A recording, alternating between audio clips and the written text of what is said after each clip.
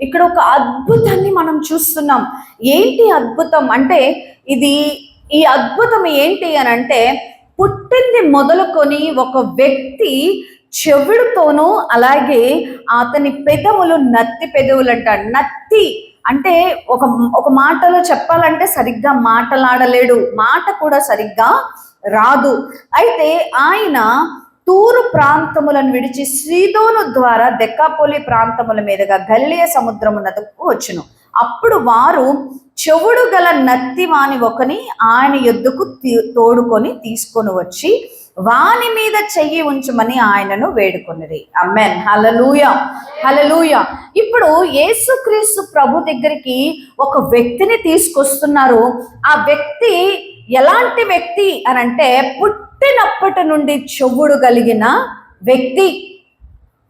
చిన్నప్పటి నుంచి అతని గర్భములో నుంచి బయట పడటమే అతనికి ఏమున్నదట? చెవుడు ఉన్నదట.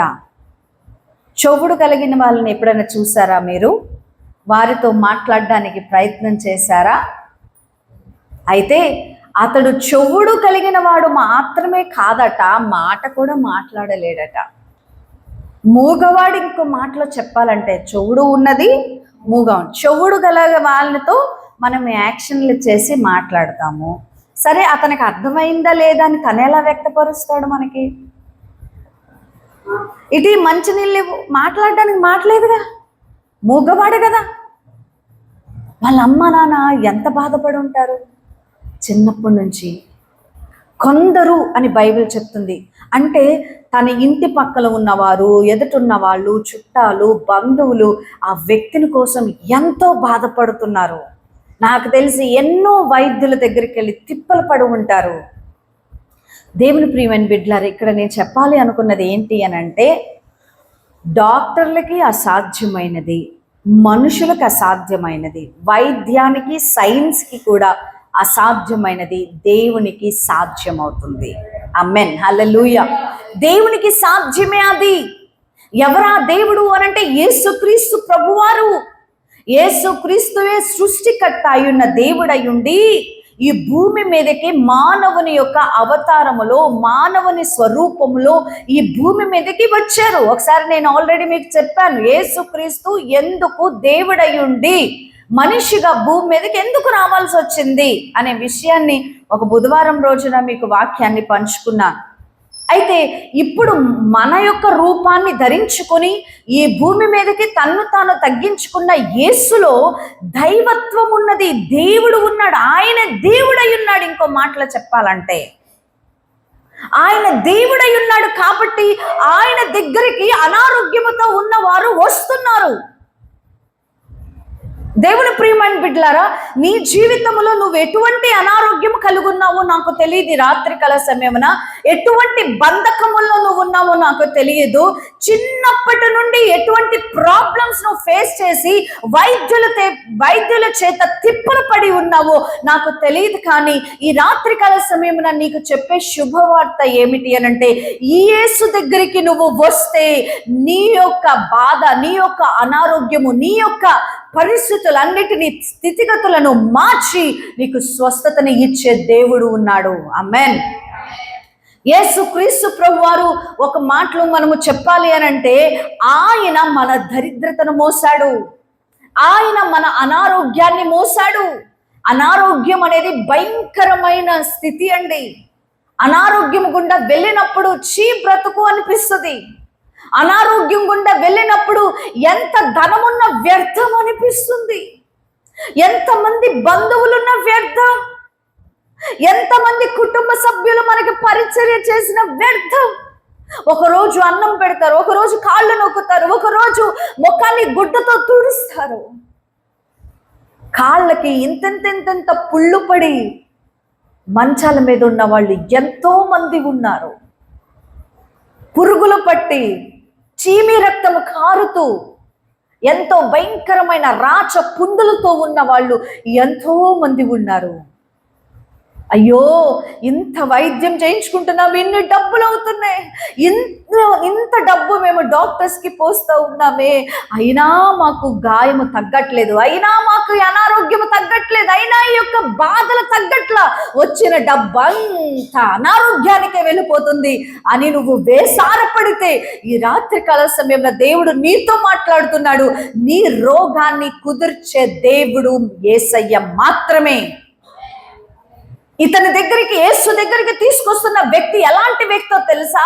చిన్నప్పటి నుండి చెవుడు కలిగిన వాడు, నత్తి పెదవులు కలిగిన వాడు, మూగవాడు. ఒక మాటలో చెప్పాలంటే అతనికి ఎటువంటి కుదురుపాటు లేదు, అతను అసలు బాగుపడతాడు అనే ఒక నిరీక్షణే లేదు. అలాంటి పరిస్థితుల్లో యేసు దగ్గరికి తీసుకొచ్చాడు. ఆమేన్. మనిషి సొమ్మసిల్లిపోయినప్పుడు ఎప్పుడు యేసయ్య కార్యం చేస్తాడో తెలుసా? నీకు 100 ద్వారాలు ఓపెన్ చేస్తున్నప్పుడు కార్యము చేయడు ఆయన.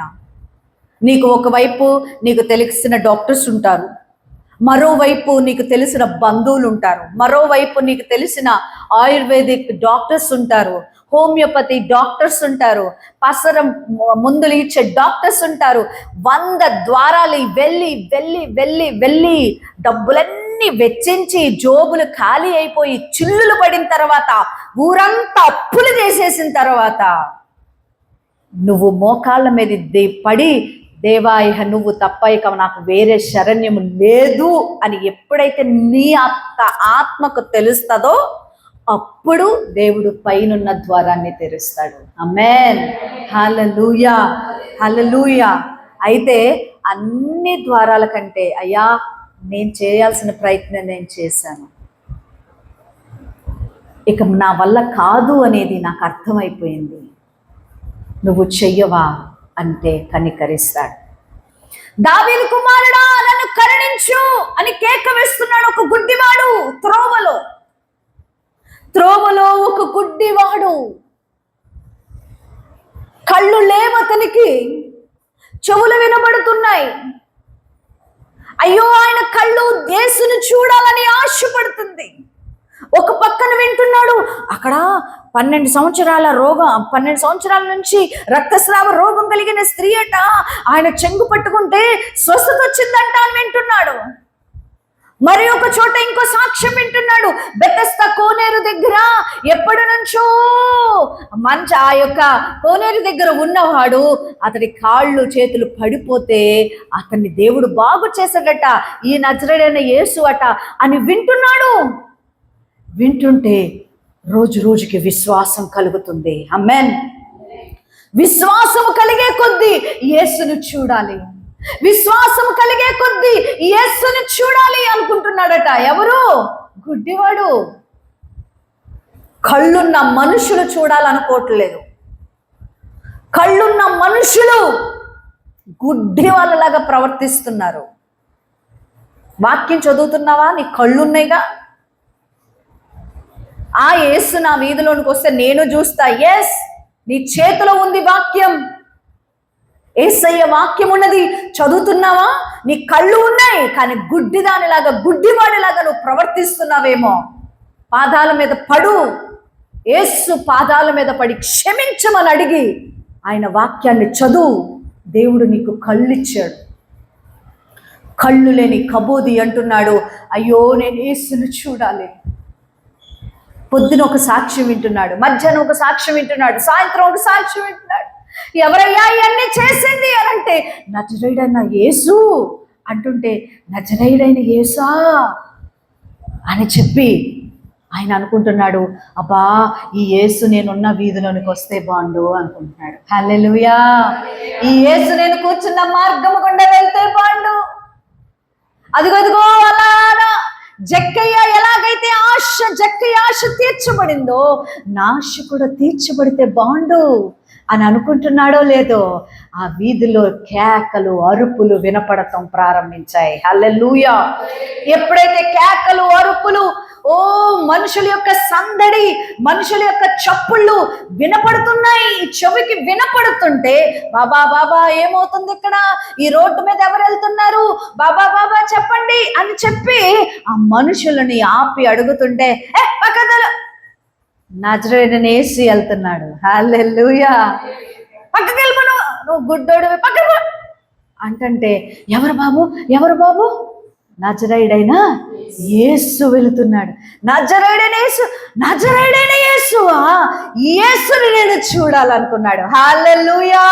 ఇన్ని రోజులు నేను వెయిట్ చేసింది యేసుని చూడడానికే. ఓ, ఆమెను స్వస్థపరిచిన యేసు, ఆమెకి కళ్ళు తెరిచిన యేసు, ఆ రోజు మంచు నీ యొక్క పరుపుని ఎత్తుకొని నడవమనిన యేసు, ఇదిగో ఇదిగో నేనున్న వీధిలోనికి వస్తున్నాడా, అయితే యేసు నేను చూడాలి అని ఎంతో తీక్షణంగా ఆ యొక్క చిప్పను వదిలేశాడు, ఆయనకు వచ్చిన డబ్బులు వదిలేశాడు, మొత్తం గిరాటేసేసాడు. ఇక ముందలకి రోడ్డు మీదకి తను వెళ్ళటానికి ప్రయత్నం చేస్తున్నాడు. ఇక వెంటనే యేసు అని కేక వేయటం ప్రారంభిస్తున్నాడు. ఆమేన్, హల్లెలూయా. నజరేయుడైన యేసు అంటున్నాడు, అంతే. దేవుని ప్రియమైన బిడ్డలారా, కళ్ళు లేని వ్యక్తికి విశ్వాసము కలిగింది. విశ్వాసముతో ఆత్మీయ నేత్రాలు తెరవబడ్డాయి. హల్లెలూయా. ఈయన మెస్సయ్య కాడా, దేవుని కుమారుడు కాడా, దావీదు కుమారుడా అంటే, దావీదు కుమారుడు అంటే ఒక రకమైన అద్భుతమైన ప్రత్యక్షత ఉన్నది. అది ఏమిటి అంటే దావీదు కుమారుడు మెస్సయ్య. మెస్సయ్య వచ్చినప్పుడు కళ్ళు లేని వారికి కళ్ళు ఇస్తాడనే సువార్త ఆయనకి తెలిసి ఉన్నది. ఆమేన్. ఆయనకి తెలిసి ఉన్న సువార్త ఏంటంటే మూయబడిన కళ్ళు తెరవబడతాయి. పేదలకు బీదలకు ఆయన సువర్తమానము ప్రకటిస్తాడు. చీకటిలో ఉన్న వారిని వెలుగులోనికి తీసుకువస్తాడు. అయ్యో, నా కళ్ళతో నేను చీకటిలో ఉన్నాను, ఈ యొక్క నజరేయుడైన యేసు దావీదు కుమారుడు నన్ను ఈ చీకటిలో నుంచి వెలుగులోనికి తీసుకురాగలడు, కాబట్టి ఈ యేసుని నేను చూడాలి అనుకున్నాడు. విశ్వాసముతో కేక వేస్తున్నాడు, దావీదు కుమారుడా నన్ను కరుణించు. హల్లెలూయా. ఇక అక్కడున్న మనుషులు అంటున్నారు, ఊరుకోవయ్యా, యేసు దావీదు కుమారుడు అని కేక వేస్తుంటే యేసు అలా వెళ్ళిపోతున్నాడు. యేసు వెళ్ళిపోతున్నాడు, యేసు వెళ్ళిపోయాడు, ఆ వీధి చివరికి వెళ్ళిపోయాడు. ఇక్కడున్న మనుషులు అంటున్నారు, నోరు మూసుకో, ఇంకా ఆయన దాటి వెళ్ళిపోయాడు, నోరు మూసుకో, ఇంకా కేక వేయకు అని అంటే మరి బిగ్గరగా కేక వేస్తున్నాడు. హల్లెలూయా. దేవుని ప్రియమైన బిడ్డలారా, మరి బిగ్గరగా ఎందుకు కేక వేస్తాడో తెలుసా? నీ మాటలు నాకు అనవసరం. I don't care your words. అవిశ్వాసపు మాటలు నాకొద్దు. నన్ను దాటిపోయాడని నువ్వు అంటున్నావు, నన్ను దాటిపోకుండా నన్ను కరుణించగలడు అని దేవుడు, ఈ వ్యక్తి అంటున్నాడు. ఆమేన్, హల్లెలూయా. ఆయన కరుణించకుండా దాటిపోయే దేవుడు కానే కాదు. వెంటనే దావీదు కుమారుడా నన్ను కరుణించు అని విశ్వాసముతో కేక వేస్తే దావీదు కుమారుడు ఆగిపోయాడు, వెనక్కి తిరిగాడు. ఆ గుడ్డి వాళ్ళ కన్నులు తెరవబడ్డాయి. మహా అద్భుతం. హల్లెలూయా. చీకటిగా ఉన్న కన్నులు అప్పటి వరకు తెరవబడ్డాయి, వెలుగును చూస్తున్నాడు. ఆత్మలో వెలుగున్నది, ఇప్పుడు కళ్ళకి వెలుగు వచ్చింది. హల్లెలూయా.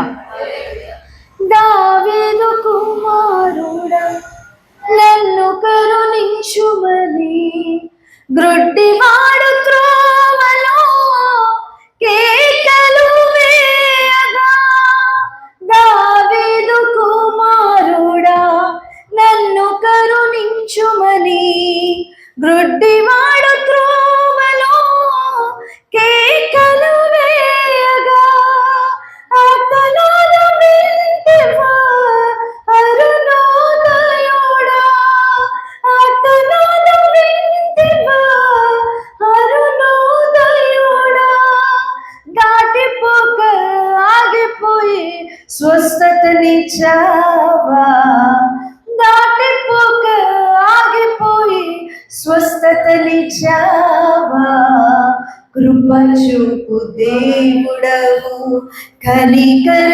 పూర్ణుడవు, విధేయతకే అర్థము చెప్పిన వాడవు, కృప చూపు దేవుడవు. హల్లెలూయా. పడిపోకుండా ఏం చేశాడ, కనికరించి అతని కన్నులు తెరిచాడు. కన్నులు తెరిచిన ఆ యేసయ్య ఇప్పుడు చెవుడు కలిగిన వ్యక్తి ముందర ఉన్నాడు. ఈ యొక్క అద్భుతాల గురించి తెలుసుకున్న వీళ్ళు ఈ వ్యక్తిని తీసుకొచ్చి, మూగవాడు, చెవిటివాడు, కానీ కళ్ళు ఉన్నాయి, ఇతనికి కళ్ళు ఉన్నాయి, లాభం ఏంటి, మాట్లాడలేకపోతున్నాడు. దేవుని ప్రియమైన బిడ్డలారా, ఎవరికి ఏ వ్యాధి వస్తే ఆ వ్యాధే ఎక్కువ బాధ. గుండెపోటు వచ్చినోడికి గుండెపోటే బాధ, క్యాన్సర్ వచ్చినోడికి క్యాన్సరే బాధ. అర్థమవుతుందా? ఏ రోగం, పైల్స్ వచ్చిన వాళ్ళకి పైల్స్ బాధ. ఏమేమో జబ్బులు ఉన్నాయి భూమి మీద. అయితే ఏ అనారోగ్యమైనా యేసయ్య బాగు చేస్తాడు. ఎందుకంటే యేసయ్య ఈ లోకంలోనికి వచ్చాడు. నువ్వు ఎక్కడున్నా సరే, నువ్వున్న పరిస్థితుల్లో యేసు నన్ను బాగు చేయవా అని ఒక్క మాట అడుగు. యేసయ్య తన హస్తము నీ మీద చాపి ఆయన నిన్ను స్వస్థపరుస్తాడు. ఈ రాత్రి నిన్ను స్వస్థపరుస్తాడు. ఆమేన్, హల్లెలూయా.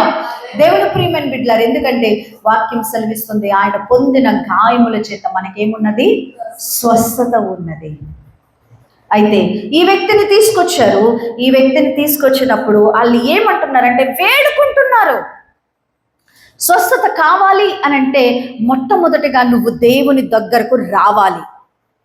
హల్లెలూయా. ఎక్కడికి రావాలి?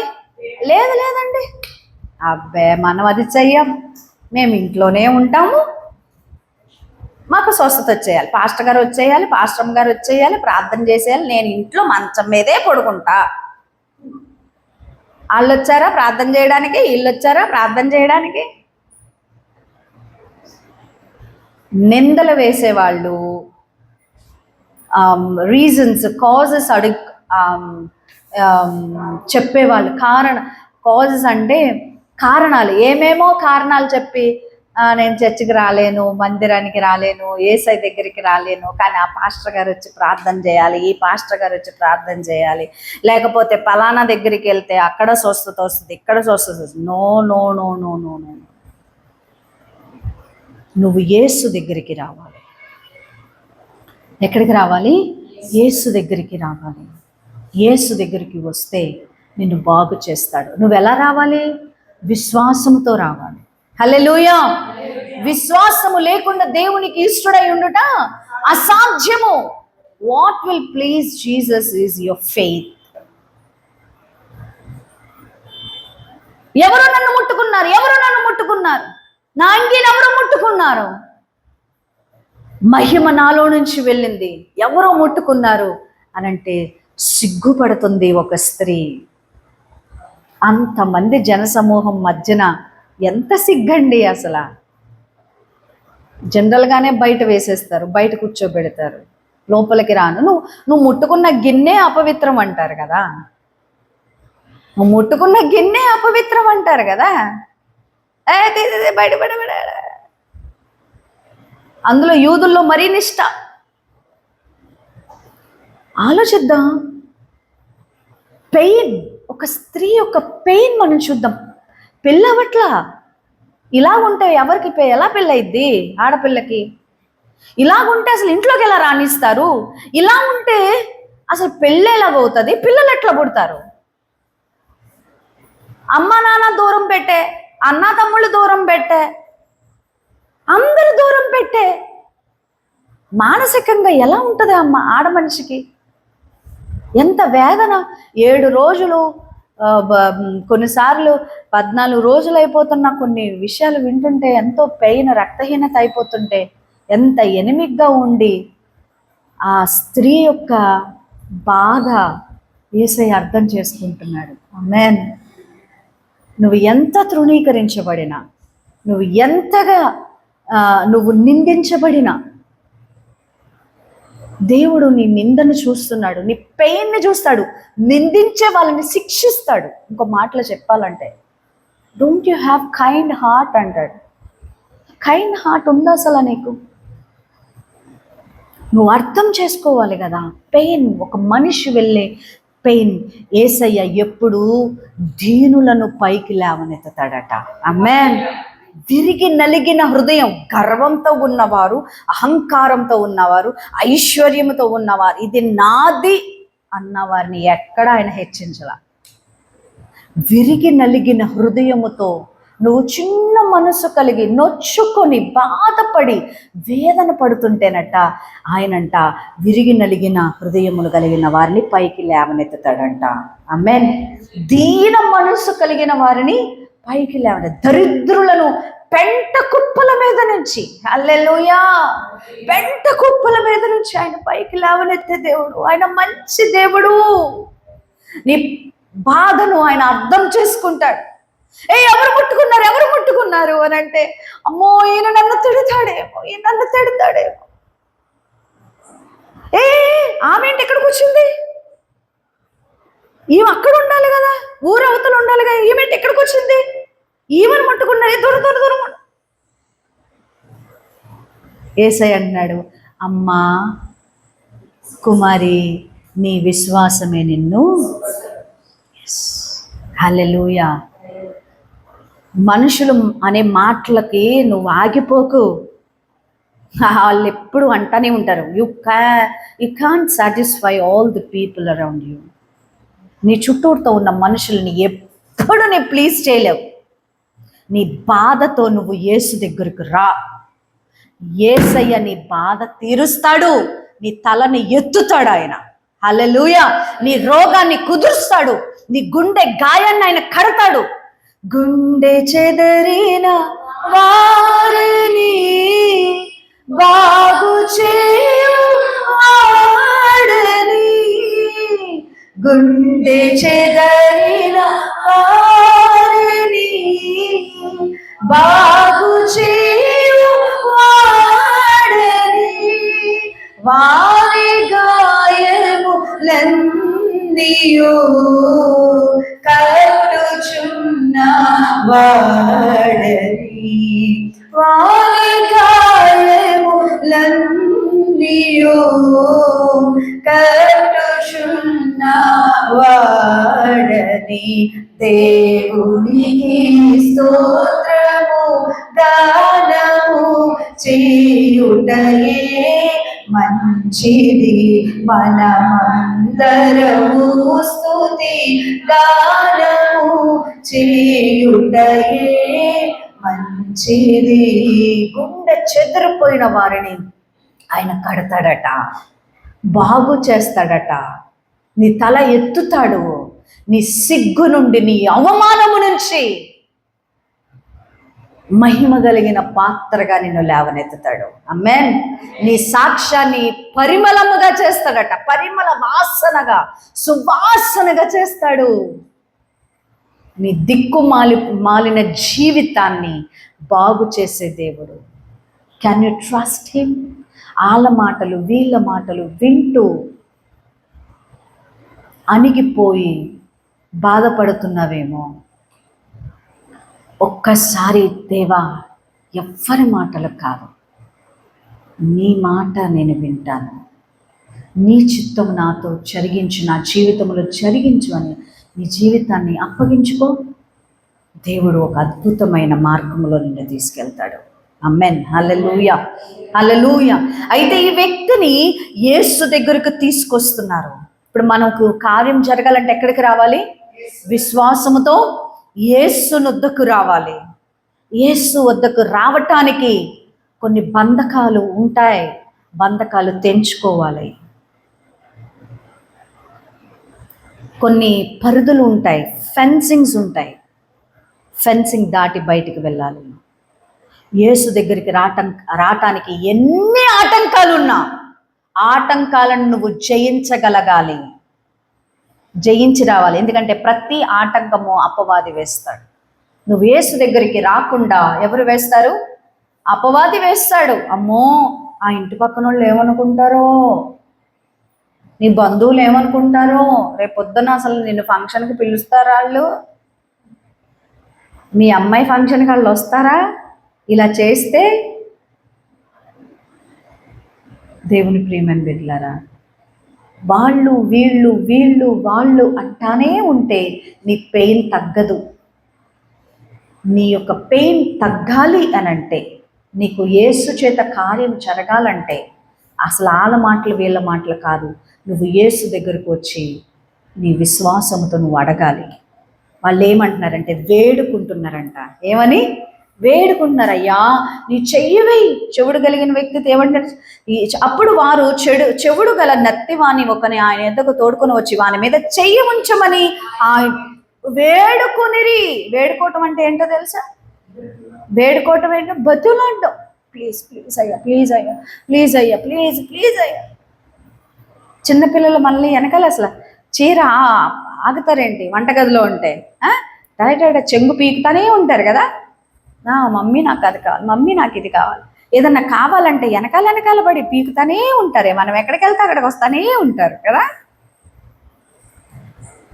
చంటి బిడ్డలు ఉన్న బుద్ధి, మా అమ్మని ఇలా ఇలా ఇలా గీకి అడిగితే ఖచ్చితంగా ఇస్తుంది అనే తెలివి పెద్దవాళ్ళగా మనకు ఉండట్లా.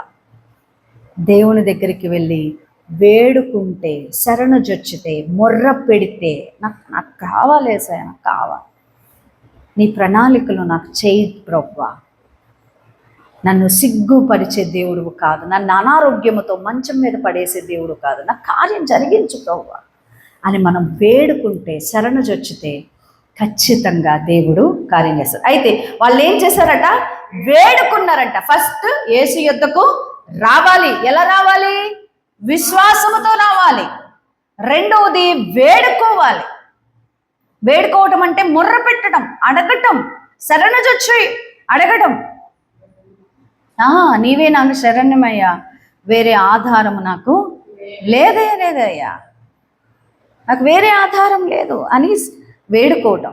వేడుకున్న తర్వాత యేసుక్రీస్తు ప్రభు వారు ఇక్కడ కార్యం చేయటం ప్రారంభిస్తున్నారు. అది ఏమిటి అని అంటే, జనసమూహములో నుండి ఆయన్ని ఏకాంతంగా తోడుకొని పోయి వాని చెవుల్లో ఆయన వేళ్లు పెట్టి ఉమ్మి వేసి వారి నాలుకను ముట్టి ఆకాశపు వైపు కన్నులెత్తి నిట్టూర్పు విడిచి ఎఫ్ఫాతా అని వానితో అనెను. ఆ మాటకు తెరవబడునని అర్థము. చప్పట్ల కొట్టి ప్రభు నామమును మహిమపరుద్దాం. మూయబడిన ద్వారాలు తెరిచే దేవుడు ఆయన. తెరవబడును, నోరు చెవులు తెరవబడునుగాక, నాలుక సడలినగాక అంటున్నాడు ఆయన. అంతే, ఎఫ్ఫాతా అంటున్నాడు అంటే తెరవబడునుగాక. మూసుకుపోయిన ద్వారాలు నీ కోసం దేవుడు తెరుస్తాడు. నూతనమైన మార్గాలు తెరుస్తాడు. వంకరగా ఉన్న మార్గాలు తిన్ననివిగా చేస్తాడు. కరుక్కుగా ఉన్న మార్గాలు నునుపుగా చేసే దేవుడై ఉన్నాడు ఆయన. ఆయన బలవంతుడు, బలశౌర్యము కలిగిన వాడు. ఆయనకి బలం లేదనుకుంటున్నారా? ఆయనకి శక్తి లేదనుకుంటున్నారా? ఆయన చూడట్లేదు అనుకుంటున్నారా? ఆయన చెవుడు గలవాడు అనుకుంటున్నారా? నో నో నో, ఆయన సజీవుడు. ఆయన మరణాన్ని గెలిచి తిరిగి లేచిన దేవుడు. ఆయన సమాధి ఇంకనూ ఖాళీగానే ఉన్నది. నువ్వు విశ్వాసం ఉంచితే ఆ సృష్టికర్త అయిన దేవుడు నీ మరణం ఆలకించి తెరవబడునుగాక అంటాడంతే. ఆమేన్, హల్లెలూయా, హల్లెలూయా. Breakthrough will come to you. మూయబడిన ద్వారాలను దేవుడు తెరుచుకోమంటాడు. ఆయన ఆజ్ఞ ఇస్తే చాలు, కొండలు కదిలిపోవాలంతే, భూమి కదిలిపోవాలంతే, సముద్రాలు రెండు పాలు అయిపోవాల్సిందే, సింహాలు నోరు మూయాల్సిందే, పర్వతములు తొలగిన, మెట్టలు తత్తరిల్లిన నా కృప నిన్ను ఎన్నడు. పర్వతములు తొలగినను, మెట్టలు తత్తరిల్లినను, పర్వతములు తొలగినను, మెట్టలు తత్తరిల్లినను, నా కృప నిన్ను వీడదు అని అభయమిచ్చితివే, నా కృప నిన్ను వీడదు అని అభయమిచ్చితివే. శాశ్వతమైనది నీవు నాయడ చూపిన కృప, తల్లి తన బిడ్డలను మరచినా నేను మరువలేనంటివే. తల్లి తన బిడ్డలను మరచినా నేను మరువలేనంటివే. నీదు ముఖ కాంతి నన్ను ఆదరించేనులే. నీదు ముఖ కాంతి నన్ను ఆదరించేనులే. శాశ్వతమైనది నీవు నాయడ చూపిన కృప. అనుక్షణం నన్ను కనుపాపవలే. అనుక్షణం నన్ను కనుపాపవలే కాచిన కృప. శాశ్వతమైనది నీవు నాయడ చూపిన కృప. తల్లి తన బిడ్డలనైనా మరుస్తుందేమో, కానీ నేను నిన్ను మరువనంటున్నాను. తల్లిదండ్రులు ఇంకెంతకాలమే నిన్ను పోషించేది, ఇంకెంతకాలం నిన్ను సాకాలి? ఉన్నదంతా నీకే పెట్టేస్తే ఇక నాకు పిల్లలు లేరా అనే తల్లిదండ్రులు ఎంతోమంది. అమ్మా ఇంకెంతకాలమే, నాన్న పోయిన దగ్గర నుంచి నా దగ్గరే ఉన్నావు, తమ్ముడి దగ్గరికి వెళ్ళరాదు అనే పిల్లలు ఎంతోమంది. ఎంతకాలం అనేది మనుషులకు ఉన్నది. యేసయ్య ఎంతకాలం అనే సమస్యే లేదట. ముద్దిమి వచ్చే వరకు నిన్ను ఎత్తి పట్టుకుంటాడట, నిన్ను పోషిస్తాడట. ఆయన నిన్ను పోషించే దేవుడు. హల్లెలూయా. ఆకాశ పక్షి ఆ యొక్క గుడ్డు పగిలి చిన్న బేబీ బయటకు వచ్చినప్పుడు తల్లి ఎలాగైతే ఆహారం తన నోటితో పెట్టుకొని వచ్చి తన పిల్ల నోట్లోకి వేస్తుంది ఆహారం, అలాగా మనం బయటికి వెళ్ళకుండానే ఇంటిలోనికి తెస్తున్నాడు అన్నం యేసయ్య. హల్లెలూయా. మనల్ని పోషిస్తున్నాడు దేవుడు. ఆయన మనకి ఆహారం ఇచ్చే దేవుడు, మనల్ని పోషించే దేవుడు, మనకు ఆరోగ్యం ఇచ్చే దేవుడు. ఆయన సజీవుడై ఉన్న దేవుడు, ఆయన నమ్మదగిన దేవుడు. ఆమేన్.